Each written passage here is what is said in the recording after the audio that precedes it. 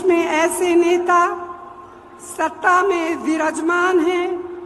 मोदी जी खुद को महान मानकर देश और लोकतंत्र की मर्यादा का छिहारण कर रहे हैं। कांग्रेस की पूर्व अध्यक्ष सोनिया गांधी ने जयपुर प्रधानमंत्री नरेंद्र मोदी के आरोपों का जवाब देते हुए कहा कि देश से ऊपर कुछ नहीं होता, लेकिन मोदी खुद को महान मानते हैं। वे लोकतांत्रिक मर्यादाओं का चीरहरण करते रहते हैं, पूरे तंत्र में डर बैठा रहे। यह तानाशाही है, यह देश चंद लोगों की जागीर नहीं है।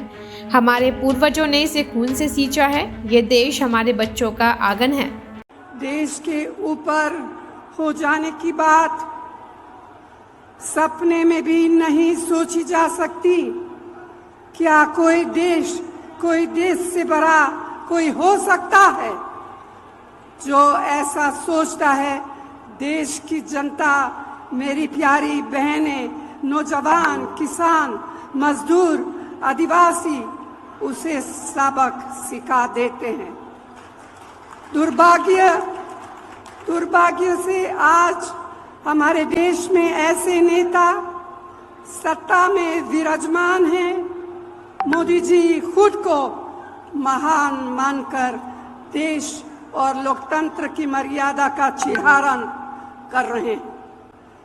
विपक्षी नेताओं को डराने धमकाने, भाजपा में शामिल कराने के लिए तरह तरह के हथकंडे अपनाए जा रहे हैं। इससे पहले जयपुर की विद्याधर नगर स्टेडियम में हो रही सभा में कांग्रेस अध्यक्ष मल्लिकार्जुन खड़गे सहित पार्टी की टॉप लीडरशिप ने फिर से चुनावी घोषणा पत्र लॉन्च किया। कांग्रेस महासचिव प्रियंका गांधी ने कहा कि प्रधानमंत्री नरेंद्र मोदी सभी भ्रष्टाचारियों को अपनी पार्टी में ले रहे हैं। सिर्फ घोषणाओं की एक सूची नहीं है जिन्हें हम चुनाव के बाद भूल जाएंगे।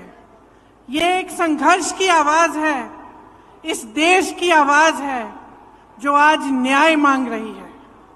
आपने 10 सालों से मोदी जी की सरकार देखी, भाजपा की सरकार देखी, और अगर आप एक दूसरे से पूछते हैं,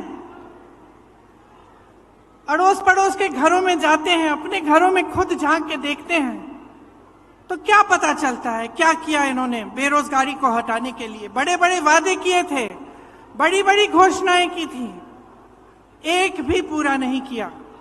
आज बेरोजगारी बहुत ज्यादा है और इन्होंने क्या किया, अग्निवीर जैसी स्कीम लाई। चुनाव आने लगा तो 2 महीने पहले इन्होंने गैस सिलेंडर का दाम कम कर लिया, लेकिन इतने सालों से क्या दाम था? इतने सालों से आप क्या देख रहे हैं? आपका अनुभव क्या है? किसान सड़क पर आंदोलन करता है, प्रधानमंत्री जी उनकी सुनवाई ही नहीं करते।